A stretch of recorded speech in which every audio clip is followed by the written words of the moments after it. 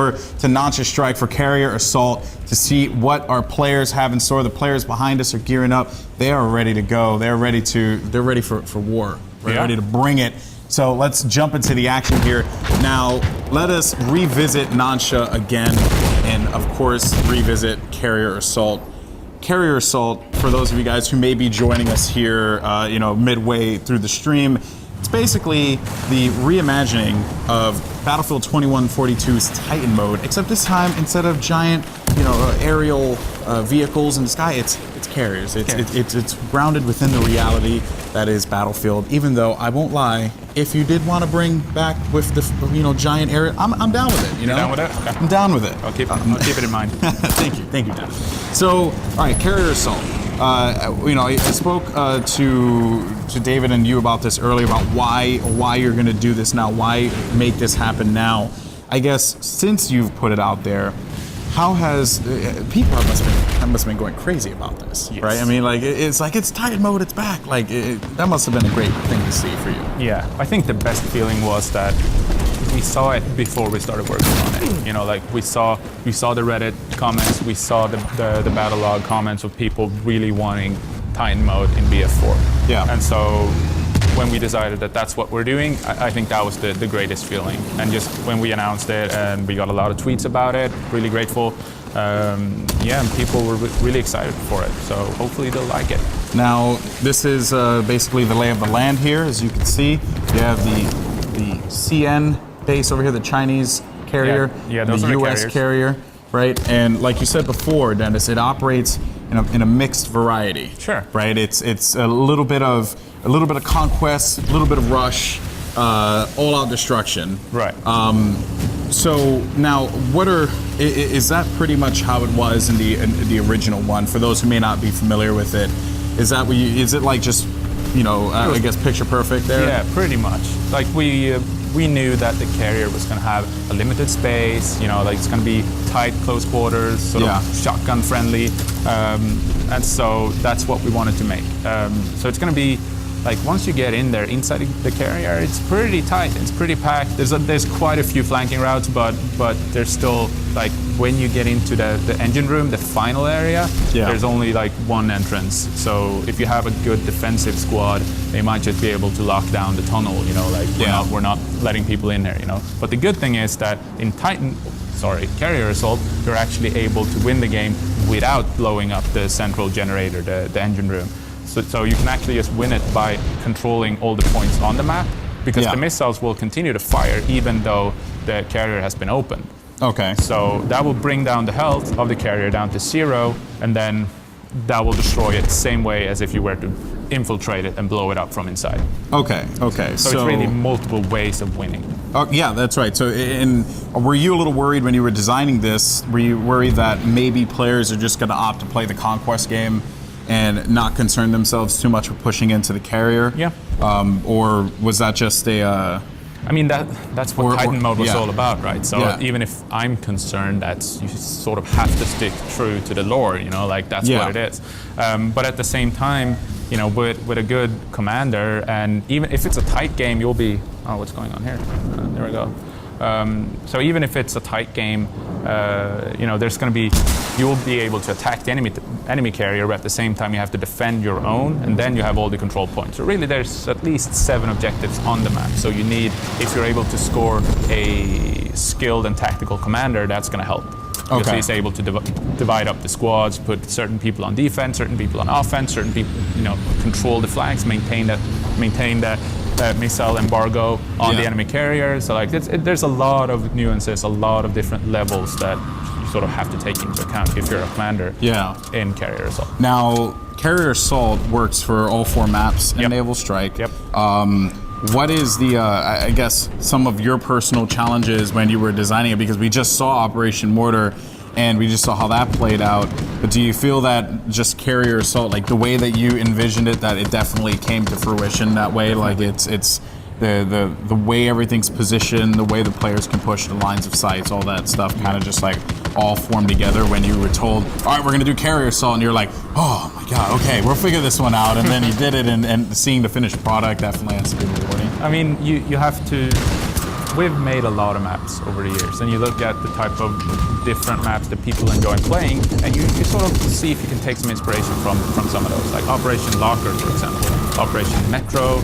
Those type of maps are sort of inspirations for the interior of the carrier. There's going to be choke points, there's going to be a lot of grenades, most likely, you know, but that's really what people seem to enjoy. So we're not, even though that might be controversial, like there's a lot of people who enjoy playing that type of gameplay. Yeah. So well, I mean, I'm one of them. Yeah. Exactly. I enjoy infantry combat. I've always been a big fan of the just the way that the game Battlefield has played. You know, regardless of the platform, it always just feels like very fluid, especially now with, you know, 60 frames per second on you know, like PS4. And I've enjoyed that quite a bit, like me personally playing it. So I can definitely understand the perspectives of a lot of players on that. You know, Battlefield has always been one to I guess, change the mold, though, if you will, right? With all the other additions you guys have put in there. You've always done something a little bit different to try and mix things up. Which, make it bigger. Yeah, make it bigger, more insane, which you can never be mad about. I would argue that the main sort of strength of Battlefield is the combined arms. So like, and that's even more evident in Carrier Assault, because you might have early vehicle dominant gameplay where like the players are really into driving attack boats or helicopters or even tanks on Operation Mortar. They might be dominating the field, but then once the carriers open up, now it's all about infantry gameplay. Even though you can bring vehicles into the carrier, like again, what we return to, like it's not meant for that. But if, why not? If you want to, like, who am I to say you can't? So then it opens up, and infantry players can really, like, you can focus in on, now I get to be the hero. Now it's up to me, you know, like I'm very good on the ground, boots on the ground, you know, like, and that's what the diversity of gameplay that Carrier Assault brings is something that we're really excited for. Now I've seen some helicopter gameplay versus attack boat gameplay. That's a joy, but the attack boat.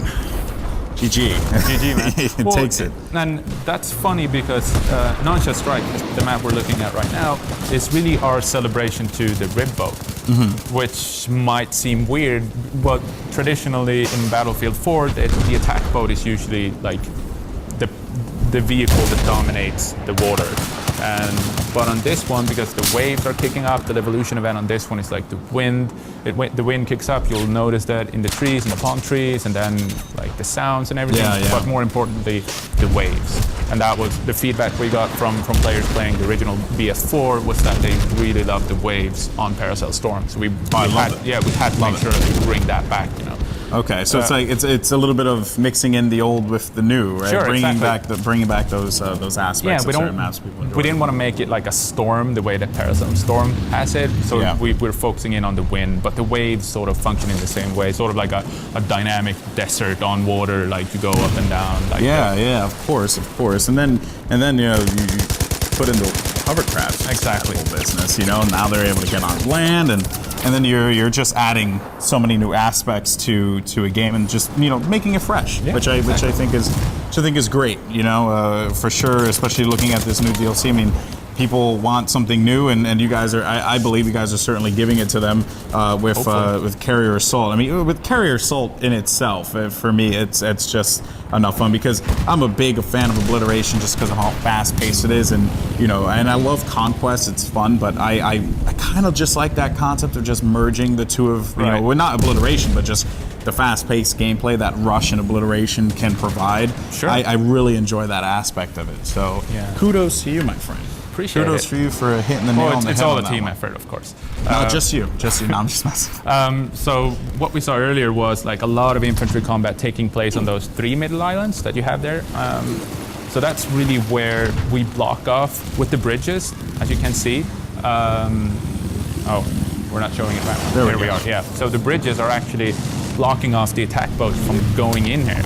So that's by design. We want the ribs to really feel like they have an advantage on this map. They might not be as powerful in like head-on combat as the attack boat, but say that like down there at the G flag, and you notice that one with the attack boat, and you notice that all across the map, the other flag's being captured. I have to go there. Now, if I'm with an attack boat, I have to go around the entire thing. Yeah. But if you're in a rib or a hovercraft, you can actually go underneath the bridges and just sneak through the infantry areas. Maybe do some drive-by shooting. Nice. Then off you go again. It's quite risky. There will be people sort of passing through the canal there. Yeah. But that's sort of the Seems like we have a player inside of the carrier now. Yeah, it's coming to a conclusion here. So it's going to try and be reckless. Yeah. Let's see. So taking a look here at the score right now. 48% on the carrier health. So now is the time where you can get in there and start attacking. Yeah, both carriers are now open for attack. And it happens at 50%. At right? 50%, yeah. Okay. And it starts blowing up. So it's like, you can continue to play that way, but if you get to 50 and then you decide, they're not going to push our carrier, but then one guy does and, decides to be the hero that, we all deserve, but, referencing Dark Knight there for a moment. But, as soon as that happens, you kind of just get caught off guard, and you're like, oh man, we end up losing the game, even though we were in the lead. Right. With taking out their carrier with the missile silos. Like the game can change really quickly. Right now, you see that the first objective has been armed by the enemy. Let's see if he's able to run up there and get some kills. Yes, he is going to have. He had a teammate there for support. Makes his way inside, finding one guy. Turning to the right. There's probably going to be a guy to summon. Oh, nice! Can I get it? Oh, there we go. He's disarming it. Oh. And he gets it. There we go. Oh, man. Okay. So now he's on defense, defending his own carrier against enemy assault. Wow. Okay. Yeah, so we'll see if they're able to lock it down. There might be helicopters coming in, and you see... Actually is a helicopter coming in. Really? Right here. There you go. They ended up dropping some players. Got a bunch of people players pushing in now. This should be a lot of action. Yeah, let's actually hop in here with Sen On Sakor. I think I butchered it, but we're just gonna go with it. Amen. What can he do? So it seems like it is gonna be open for them to be able to push in here, and they're gonna just continue to try and defend this. Players on the outside, and it's just so many points of attack as well. But you mentioned before, it's close quarters. Yep. But there's just a lot of little angles that you can take advantage of. Yeah, definitely. And the first objective is easier to get than the second one. Like, there's still multiple ways that you can flank the enemy here and get in from multiple areas and just actually get right back in there again. See if we can get it. See what's going on. So this guy's swimming on the outside. They have managed to. Oh wow, that was actually a great grenade there. Yeah. So now he's got an to plant attacker, it, right? Yep. Oh no. Oof, this is not good. It's rough, man. It's because again the gameplay just gets very fast and frantic indoors, and again it's the angles. There's just so many places that you have to look. You just are not expecting it at all. No, totally. Yeah. Now they're going to continue to try and push up. I think they have not planted A yet. This is actually the other carrier. Yeah. So now I think this is the red team. So he's actually. Oh, here we go. Go back. All right, I'm going back. First person. Go to first person. No, he died. It's okay. He died. Oh, okay. They're actually split, so they're attacking both sides now. Yep. Seems like everyone's kind of just forgotten. But then you can have that one teammate that just decides, all right, I'm going to take this attack boat and just cap everything. Yep. And now we're just going to be continuing to attack the other base here. So yeah, you see players are still on the main island fighting for possession of the missile silos. Yeah.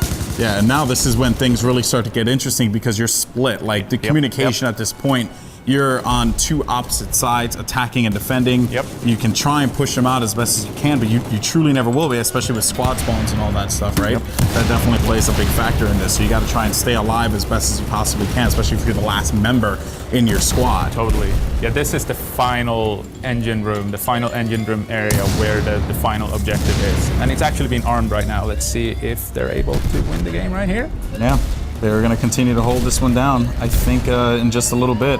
And how long does it take for it to explode? Similar to Rush. Yeah. Okay, so about same time. Yeah, we want to keep it consistent. Okay, and there you go. They got it. Wow, that was tight. Wow. Okay, so that is actually very interesting. I mean, I have to say that's pretty awesome. Ooh, I just hit myself. That's pretty awesome, though, I have to say. And again, you see that just a different kind of gameplay. Right. It goes conquest, air gameplay, but then you move in corridor, infantry-based gameplay. You got to know how to shine in all those aspects. So that was pretty cool. Dennis, cool. Thank you so much for your time, and of course for you and the DICE crew and all of your hard work that you guys are putting toward Battlefield 4, constantly improving, listening to the community, putting out new and fresh content. Yeah. I think it's much appreciated by the community without a doubt. Hopefully. I think it is. I think it is. But all right, guys, so that is going to do it for us here at DICE LA. Thank you so much for tuning in to our Battlefield 4 Naval Strike DLC live stream. Now, if you want to pick up Naval Strike, you can do so March 25th for premium members on all platforms. Yep. So I'm very excited about that. I will see you guys on the battlefield. Thank you so much for watching, and we'll see you next time. Enjoy the trailer.